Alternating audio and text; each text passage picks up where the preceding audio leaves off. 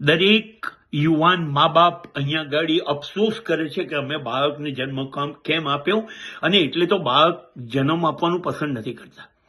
કારણ કે અહીંયા આગળ 16-17 વર્ષ સુધી સ્કૂલ ભણવાની છે, એના બધા પૈસા સરકાર આપવાની છે, એટલે ફ્રી ભણી લેશે.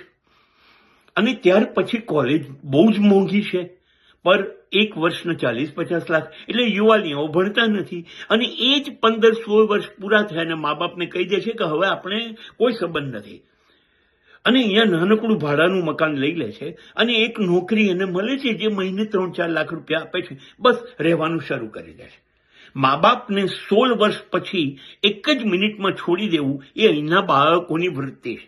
અને આ તો મા બાપ કંઈ પણ કરશે તો પોલીસ કેસ થઈ જશે, 10 મિનિટમાં પોલીસ તમને જેલમાં નાખી દેશે. અહીંના મા બાપ બાળકોથી પુષ્કળ દુઃખી છે.